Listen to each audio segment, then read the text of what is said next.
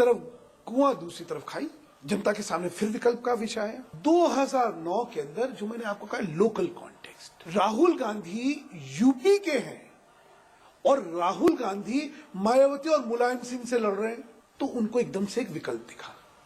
उसका परिपेक्ष लोकल परिपेक्ष था, प्रादेशिक परिपेक्ष था, जो बिहार में नहीं था। तो जो मैं अभी आपसे बात कर रहा हूं कि यही वही बात का चित्रण है कि प्रादेशिक परिपेक्ष जैसे एक नेतृत्व के साथ लगता है, तो दो खंभों के सामने एक तीसरा खंभा और खड़ा हो गया और जनता ने धड़ाधड़ उनको इस स्थिति से बचने के लिए वोट दी। तरस थी ना जनता, एसपी की गुंडाई से तरस थी, मायावती जी के आचरण से तरस थी, तो राहुल में उन्हें उम्मीद दिखी। क्यों? राहुल गांधी तब 2009 में दिखा कि मुलायम सिंह से भी झगड़ा कर रहे हैं, कह रहे नहीं, और मायावती को तो लड़ ही रहे थे। उसके बाद क्या हुआ? From guest appearance to no appearance, जो आपने अभी कहा, तो लोगों की आकांक्षाओं पे कुठाराघात हो गया। भाजपा के लिए भी उत्तर प्रदेश में एक वैसा चेहरा क्रिएट करना जो मुलायम सिंह और मायावती की लोकप्रियता को टक्कर दे, आपको नहीं लगता बहुत मुश्किल काम है? मुश्किल होगा, असंभव नहीं, पहली बात।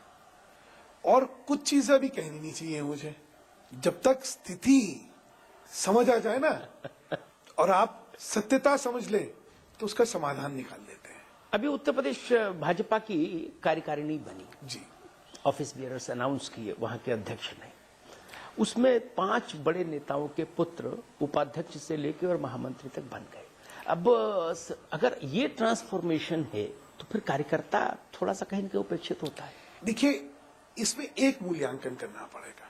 क्या इनकी नियुक्ति इसलिए हुई कि ये पुत्र हैं या पुत्री हैं, या इसलिए हुई कि एक लंबे अरसे तक राजनीति की सक्रियता के कारण इन्होंने अपना स्थान बनाया और नए परिप्रेक्ष्य में, एक जनरेशनल चेंज में, एक नवीनता लाने के उस प्रयास में ये स्वाभाविक रूप से आए हैं। जैसे खासतौर से मैं पंकज का कहना चाहता हूं, बार बार लोग उसके तरफ इशारा करते हैं। पंकज की सक्रियता आज कितनी पुरानी है, उनका भाजपा में सहयोग और योगदान, उसका मूल्यांकन करिए। वो किस तन्मयता से कितने लंबे अरसे तक ग्रास रूट पे लग के भाजपा का कैसे काम कर रहे हैं और स्वाभाविक नेतृत्व देते हुए कैसे वो इमर्ज कर रहे हैं, उसको देखते हुए शायद ये प्रश्न जो है वो सही नहीं होगा। लालजी टंडन साहब के बेटे चुनाव हारे विधानसभा का, वो भी भारतीय जनता पार्टी के नेतृत्व का हिस्सा है आज। हार, देखिए चुनाव हारना, एक और देखिए, चुनाव हारना और चुनाव जीतना संगठनात्मक दृष्टि से बहुत महत्वपूर्ण है, महत्वपूर्ण है, लेकिन एब्सोल्यूट नहीं होता जी। हर जीता हुआ व्यक्ति जो है वो भाजपा का पदाधिकारी बनेगा और हारा हुआ बाहर निकलेगा, इस संगठन में नहीं होता। हाँ, उनका विधायक दल होगा तो सब बात सही है कि भाई विधायक दल में तो विधायक ही जाएगा ना, इस संगठन के लिए सही नहीं होता। लालजी टंडन के साहबजादे गोपाल टंडन आज 25 साल से तो मैं कम से कम देख रहा हूं, और किस डेडिकेशन से उन्होंने यूपी में और लखनऊ में भाजपा का काम ना केवल संभाला है, खड़ा करा है, बढ़ाया है। तो उनके नेतृत्व के बारे में इसलिए लोगों में जिज्ञासा आप लोगों को जरूर हो सकती है, लेकिन भाजपा का जो कार्यकर्ता है उसको इसमें आश्चर्य की बात नहीं लगती है। अब मैं बाकी नेताओं के पुत्रों के या बेटियों के नाम नहीं लूंगा, क्योंकि मुझे लगता है कि भारतीय जनता पार्टी का ये बहुत सौभाग्य है कि उसके पास सुधांशु मित्तल जैसे वकील हैं। चलिए, धन्यवाद, I take this as a compliment. लेकिन फिर भी सुधांशु जी, कहीं ना कहीं जब परिवारवाद के खिलाफ आप आवाज उठाएं और फिर वही आरोप आप पर भी चस्पा हो, तो परसेप्शन कहीं ना कहीं गड़बड़ाता है। मैं आपकी बात से पूर्णतः सहमत हूं, और इसीलिए मेरा कहना है कि ये समस्या किसी भी संगठन में आएगी। अगर पिता या पेरेंट्स जो हैं राजनीतिक तौर पे सक्रिय हैं, तो उनकी नेक्स्ट जनरेशन राजनीति से दूर रहे, ये अच्छा नहीं होता है जी। क्योंकि राजनीति कोई प्रोफेशन नहीं है, ये एक डेडिकेशन है, ये अर्पण है, समर्पण है। उसमें उन्होंने काम करा और काम करते करते स्वाभाविक रूप में आए। किसी भी संगठन को ये इंश्योर कर लेना चाहिए, क्योंकि अगर ये नहीं होगा तो जो आप कह रहे हैं कि परिवारवाद का अगर इल्जाम आप पे भी लगेगा और on the face of it सामने जो प्रत्यक्ष दिखता है उसमें वो सही अगर लोगों को नजर आएगा तो आपकी विश्वसनीयता जो है वो कम होगी और आप में और कांग्रेस के अंदर कोई फिर लोगों को फर्क नहीं। क्योंकि देखिए जब भारतीय जनता पार्टी के लोग ये कहते हैं कि भाई राहुल जी ने युवाओं के नाम पर किनको बढ़ावा दिया, राजेश पायलट के बेटे को, मुरली देवड़ा के बेटे को, माधवराव जी के बेटे को, तो अगर यही ये एम्पावरमेंट है यूथ का, तो ये एम्पावरमेंट तो यूथ का नहीं माना जाएगा। जब ये बात बिल्कुल भारतीय सही जनता पार्टी कहती है तो वहीं पर उसका परिपेक्ष समझाता हूं मैं आपको। माधवराव जी की जिस समय निधन हुआ उस समय ज्योतिरादित्य राजनीति में थे क्या? उन्होंने राजनीति में समर्पण नहीं करा था अपने को, वो राजनीतिक कार्यकर्ता नहीं थे, वो ये गए वो आए। सचिन पायलट, राजेश पायलट जी जब थे और जब उनका निधन हुआ तो सचिन थे क्या? नहीं थे, सब अपने अपने कामों में लगे हुए थे।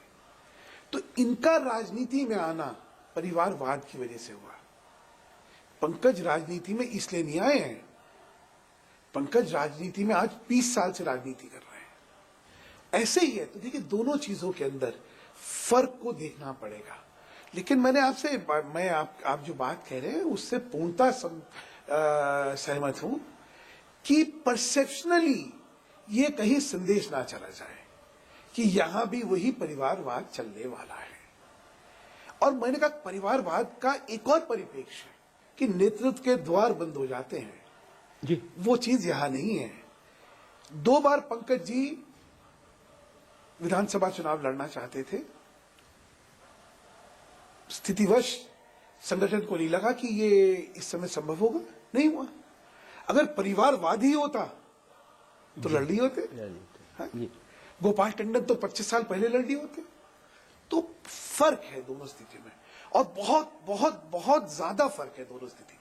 ये मुलायम सिंह जी वाला परिवारवाद नहीं है, ये मायावती जी वाला नहीं है कि भाई मेरा उत्तराधिकारी जो है आनंद जी होंगे, ये ऐसा नहीं है। यहाँ पे राजनीतिक सक्रियता पे आपकी राजनीतिक भूमिका क्या रहेगी वो तय होती है। सुधांशु जी आपकी बात से मैं सहमत हूं, लेकिन फिर भी मेरी अपनी धारणा हमेशा से ये रही कि राजनीति संदेशों से चलती है, जनता की धारणा से चलती है। मैंने तो आपसे, क्योंकि गलत सही का फैसला तो बहुत बाद में होता है। मैं अमिताभ जी आपकी बात से पहले ही अंतुले पर एक आरोप लगा, इंदिरा प्रतिभा प्रतिष्ठान, अंतुले का राजनीतिक जीवन खत्म हो गया। 14 साल बाद वो बरी होके आ गए, लेकिन पब्लिक परसेप्शन बन गया कि अंतुले ठीक नहीं। बिल्कुल बिल्कुल जी। तो मुझे लगता है कि पब्लिक परसेप्शन कम से कम भाजपा को इसलिए भी ध्यान रखना होगा क्योंकि वो ये दावा करती है कि पार्टी विद द डिफरेंस। मैं आपसे पूर्णतः सहमत हूं इस बात से और इसी वजह से इन सारे विषय को बहुत संवेदनशीलता के साथ हमें देखना पड़ेगा। इसमें अगर चूक हुई तो इससे छवि खराब होगी, इसमें तो कोई दोहराई हो ही नहीं सकती। सुधांशु जी बहुत बहुत शुक्रिया हमसे बात करने के लिए। तो ये थे भारतीय जनता पार्टी के वरिष्ठ नेता सुधांशु मित्तल जी। अगले हफ्ते हम फिर मिलेंगे एक नई शख्सियत के साथ, नए सवाल और जवाब के साथ। तब तक के लिए मुझे दीजिए इजाजत। आप देखते रहिए समाचार प्लस।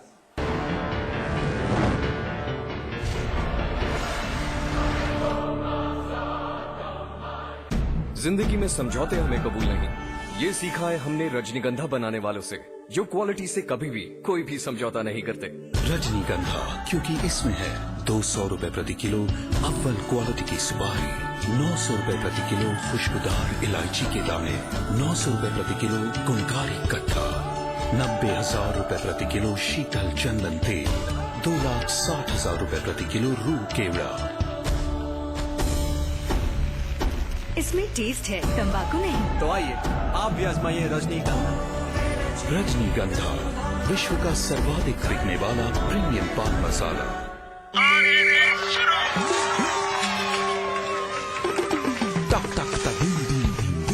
फिर से भाई बहन सबसे आगे ये राज क्या है? अरे माँ, रेस के बाद सीधे घर पे आ जाना। स्वस्थ बच्चों का राज है सेहतमंद माँ। प्रसव के बाद माँ के शरीर को वक्त चाहिए। बच्चों के बीच रखे कम से कम 3 साल का अंतर। खुशी का मंत्र रखना याद, दूसरा बच्चा 3 साल बाद। अधिक जानकारी के लिए नजदीकी स्वास्थ्य केंद्र से संपर्क करें। आज ली क्या? Is a deadly business trip के लिए निकले इटली। उधर उंगली और जूली का कंबाइंड स्टडी का प्लान बना सीक्रेटली और भाइयों को भगा दिया फिल्म देखने क्लेवरली। थैंक यू भैया।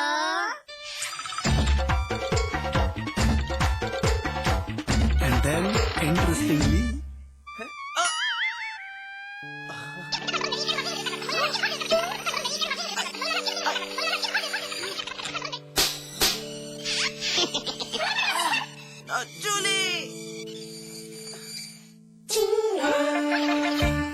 Refreshing mini gums. आज ली क्या? Supertech, yours for life. बेहतरीन कंस्ट्रक्शन, कम price, luxurious facilities, excellent location और नेचर के पास। Shri Rajnigandha Greens Noida Extension, a quality product by Rajput Group of Companies. आज ली क्या? इंटरेस्टिंगली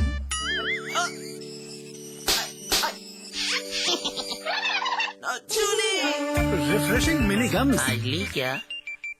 मैं चाहूंगा कि जब जब भी मेरा जन्म हो वृंदावन की इसी पावन भूमि में हो। A unique project with world-class facilities just for you and your loved ones. Nalanda leisure Sanskar city At Vrindavan. इसमें टेस्ट है, तंबाकू नहीं। आप भी आजमाइए रजनीगंधा। Rajnigandha. शहीद डीएसपी की बीवी ने ठुकराई सरकार की नौकरी। अखिलेश सरकार ने ओएसडी के पद पर की थी नियुक्ति। परवीन ने कहा डीएसपी से नीचे कोई पद मंजूर नहीं। राजा भैया पर शिकंजा कसेगी सीबीआई। राजा भैया और कई पुलिस वालों के कॉल डिटेल खंगाले जाएंगे। हमले के दौरान भागने वाले पुलिसकर्मियों से सीबीआई ने की पूछताछ। डीएसपी की हत्या पर योगी की सियासत जारी। आदित्यनाथ ने आजम खान पर लगाया राजा भैया को फंसाने का आरोप। सीबीआई जांच पर फिर उठाए सवाल।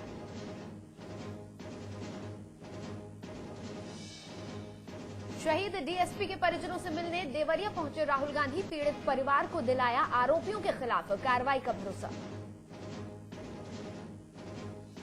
लखनऊ में दबंगों ने की सब इंस्पेक्टर को बाइक से कुचलने की कोशिश। घायल एसआई की हालत गंभीर। 2 आरोपी गिरफ्तार, 1 फरार। बिगड़ती कानून व्यवस्था पर डीजीपी ने लगाई लखनऊ के एसएसपी को फटकार। सीओ कैंट को किया सस्पेंड। पूर्वी लखनऊ के एसपी के खिलाफ जांच के आदेश। इलाहाबाद यूनिवर्सिटी में लैपटॉप के फॉर्म को लेकर बवाल। पहले पाने के चक्कर में 2 छात्र गुट भिड़े। जमकर हुआ पथराव और बमबाजी। ग्रेटर नोएडा में दिन दहाड़े बीए की छात्रा का अपहरण। गुस्साए लोगों ने गाजियाबाद सिकंदराबाद रोड पर लगाया जाम। अगवा छात्रा का कोई सुराग नहीं। देहरादून में राहुल के दौरे के दौरान हंगामा करने वाले कांग्रेस के 6 नेता निलंबित। 5 अन्य नेताओं को कारण बताओ नोटिस।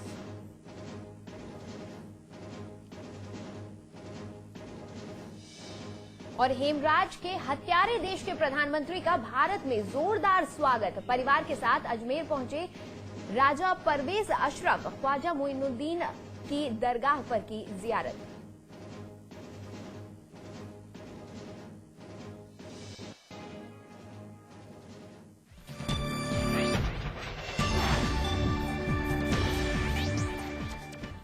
नमस्कार, स्वागत है आपका। मैं हूं अनुज श्रीवास्तव और आपके साथ मैं हूं नितिशा बंसल।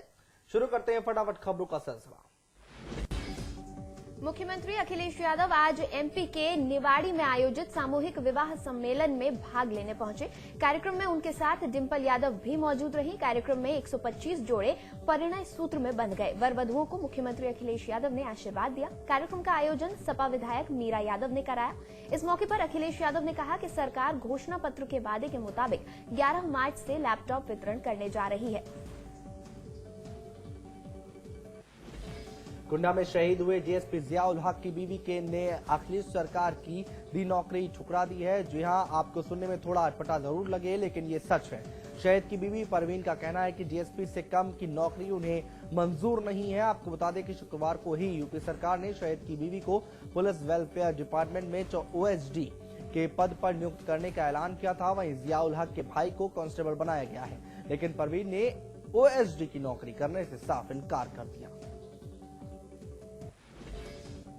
कांग्रेस उपाध्यक्ष राहुल गांधी आज देवरिया पहुंचे, जहां उन्होंने कुंडा में शहीद डीएसपी जियाउल हक के गांव जाकर उनके परिजनों से मुलाकात की। राहुल आज